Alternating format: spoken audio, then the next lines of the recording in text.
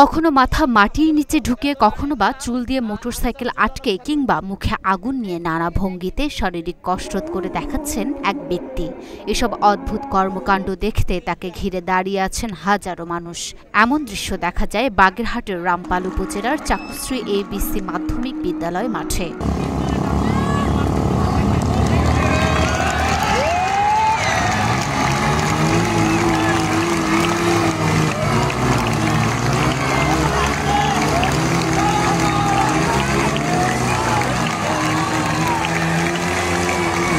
বিনা টিকিটে গ্রামগঞ্জে এ সার্কাস দেখিয়ে সাধারণ মানুষকে বিনোদন দিয়ে বেড়ান নীলফামারীর জলডাঙ্গা এলাকার আলমগীর বাদশাহ।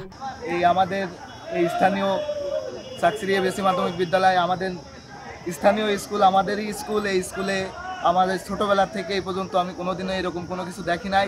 আজকের যে খেলাটা দেখছি বলতে গেলে খুবই অবিশ্বাস্যকর, কিন্তু ভাই প্রথম একটু ভয় লাগতেছিল, কিন্তু পরে কোনো ভয় লাগেনি। খেলাটা খুবই সুন্দর ছিল। আজকে দীর্ঘদিন পর এই যে খেলা দেখলাম, এই খেলা খুব আনন্দদায়ক খেলা এবং এই খেলা খুব আমাদের ভালো লেগেছে। আমাদের এলাকায় এ ধরনের অনুষ্ঠান খুবই কম হয়।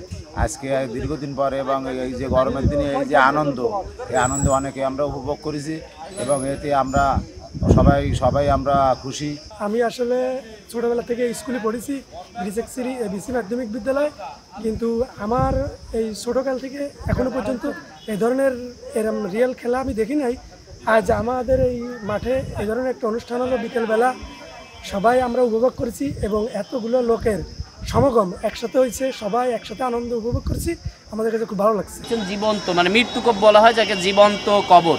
ওনার মাথাটা মাটিতে দিয়ে উনি এই জিনিসটা রেখেছে। আসলে এটা কোনো জাদু না, ওনার জাস্ট টেকনিক, ওনার শ্রম, ওনার সব কিছু দিয়ে, আমি জাদু বলবো না, উনি যেগুলো খেলা দেখাইছে একদম লিগাল, রিয়েল, এতে কোনো সন্দেহ নাই। নীলফামারী থেকে আলমগীর বাদশাহ নিজস্ব একটি ইঞ্জিন চালিত ইজি বাইকে চড়ে দেশের বিভিন্ন গ্রামগঞ্জে ঘুরে বেড়ান। সেই সঙ্গে মানুষকে বিনোদন দেন তার ব্যতিক্রমী সব কর্মকাণ্ডে। মাথা ও বুকে ইট ভেঙে, শরীরের উপর সাইকেল রেখে তার উপর 7 জন উঠিয়ে, মুখে আগুন জ্বালিয়ে, বুকে লোহার রড ঢুকিয়ে এবং চুল দিয়ে মোটরসাইকেল আটকে শিশু, কিশোর, নারী, পুরুষ সবাইকে তাক লাগিয়ে দেন তিনি।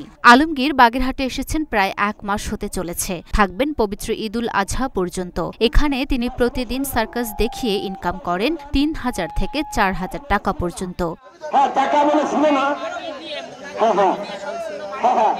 Luna Afroz, Dhaka post.